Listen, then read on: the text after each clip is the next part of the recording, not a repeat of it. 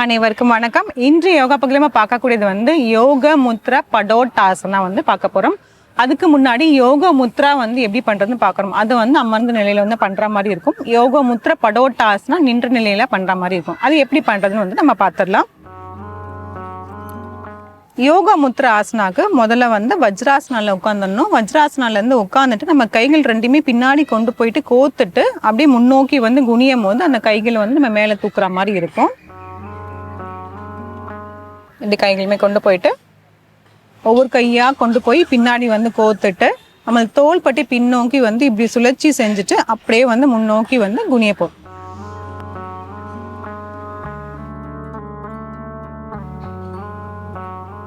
சில வினாடிகள்.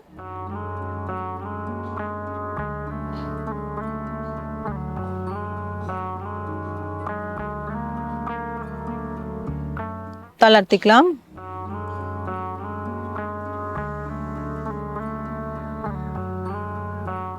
இந்த யோகா முத்ரா ஆசனாலே வந்து நிறைய வந்து வேறுபாடுகள் வந்து இருக்கு. அதாவது கைகள் ரெண்டுமே இப்போ கோத்துட்டு முன்னோக்கி குனிஞ்சதுனால கைகள் மேல் நோக்கி தூக்குறோம், அப்படியும் பண்ணலாம். இல்லை ரெண்டு கைகளுமே வந்து இப்படி பிடிச்சிட்டு அப்படியே முன்னோக்கி குனியலாம். நிறைய வந்து அந்த மாதிரி இருக்கு. இப்போ வந்து இந்த யோக முத்ரா ஆசனாவை வந்து நம்ம நின்ற நிலையில வந்து பண்ண போறோம். நின்ற நிலையில வந்து யோக முத்ரா படோட்டாசனம். இப்போ அப்படியே எழுந்து நின்றுட்டு நம்ம உட்கார்ந்து நம்ம என்ன பண்ணமோ அதே மாதிரி நம்ம நின்றுட்டு வந்து பண்ண போறோம். அவ்வளோதான். ரெண்டு கால்களுமே வந்து கொஞ்சம் சேர்த்து வச்சுக்கலாம். இப்படி சேர்த்து வைக்கும்போது சில பேருக்கு வந்து பேலன்ஸ் கிடைக்காது. அதனால கொஞ்சமாக வந்து இப்படி தள்ளி வச்சுக்கலாம். ரொம்ப தள்ளியும் போகக்கூடாது, ரொம்ப நெருக்கமாகக்கூடாது. ஓரளவுக்கு வந்து கொஞ்சம் கேப் விட்டுட்டு இப்போ ரெண்டு கைகளுமே கொண்டு போய் பின்னோக்கி வந்து கோத்துக்கலாம். கைகளை தோள்பட்டை நல்லா இப்படி சுழற்சி செஞ்சணும். இப்போ அப்படியே முன்னோக்கி வந்து குனிஞ்சிட்டு கையை வந்து மேலே தூக்கணும்.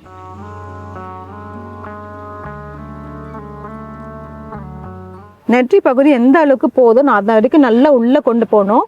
ஆனால் முட்டி மடங்காம வந்து பண்ணணும். சில வினாடிகள்.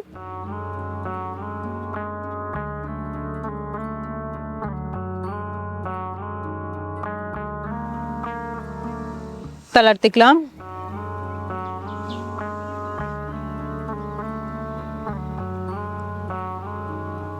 இதில் பண்ணும் போது முட்டி மடங்காமல் பண்ணணும். சில பேருக்கு இப்போ வந்து முட்டி மடங்கள்ல என்னால் வந்து ஓரளவுக்கு தான் போக முடியுதுங்கிற மாதிரி இருந்தாலும் எந்த அளவுக்கு போக முடியுதோ அந்த அளவுக்கு வந்து பண்ணாலே போதும்.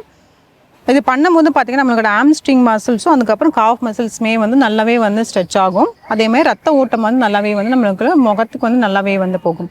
இப்போ இன்னும் ஒரு முறை வந்து செஞ்சிடலாம்.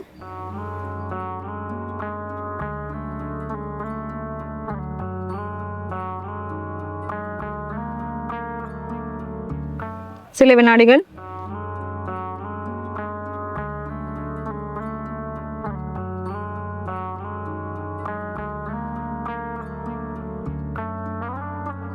தளர்த்திக்கலாம்.